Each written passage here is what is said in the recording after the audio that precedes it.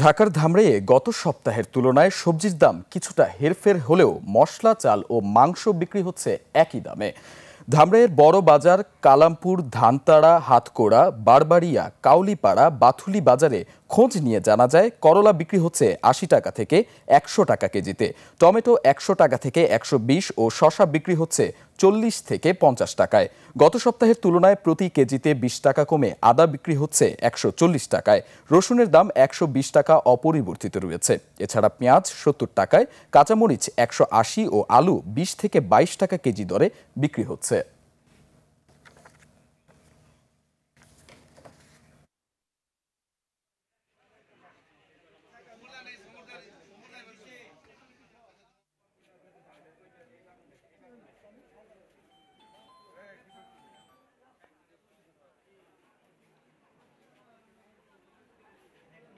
ওয়ালটন এখন দেশের সীমানা পেরিয়ে পৌঁছে গিয়েছে ৫০টিরও বেশি দেশে।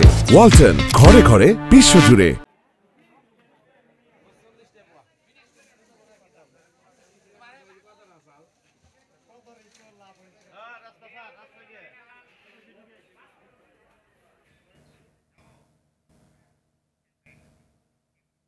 ধামরাই থেকে কাঁচা বাজারের আরো খবর জানাতে আমাদের সাথে সরাসরি যুক্ত হচ্ছেন প্রতিনিধি আরিফুল ইসলাম সাব্বির।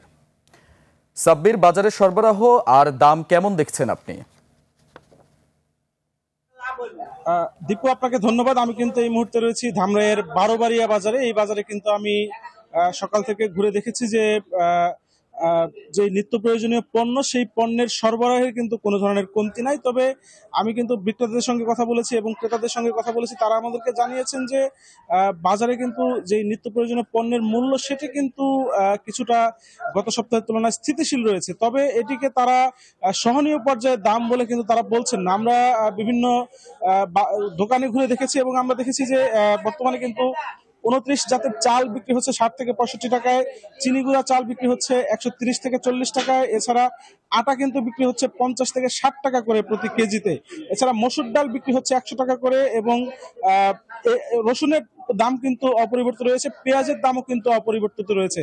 আমরা কিন্তু বিক্রেতাদের সঙ্গে কথা বলেছি, তারা আমাদেরকে বলেছেন যে বাজারে কিন্তু সরবরাহের কোনো ঘাটতি নেই। তবে নিত্য প্রয়োজনীয় পণ্যের যে দাম সেটি কিন্তু একটু বেশি থাকার কারণে কিন্তু ক্রেতাদের যে একটি অনীহা সেটি কিন্তু তারা আমাদেরকে জানিয়েছেন। আমরা ক্রেতাদের সঙ্গে কথা বলেছি, তারা আমাদেরকে বলেছেন যে দামের কিছুটা বাড়তি থাকার কারণে কিন্তু ক্রেতাদের একটি অনীহা রয়েছে। আমরা আইন শৃঙ্খলা বাহিনীর সঙ্গে কথা বলেছি, তাদের কিন্তু কোনো ধরনের মনিটরিং কিন্তু আমরা বাজারে দেখিনি। আমরা তাদের সঙ্গে কথা বলেছি, তারা বলেছেন যে কোথাও যদি বাজারে বাড়তি দামের কোনো অভিযোগ পাওয়া যায় তারা কিন্তু ব্যবস্থা নেবেন বলে আমাদেরকে জানিয়েছেন। দীপু, ধামরাইয়ের বাজার থেকে এই ছিল আমার কাছে।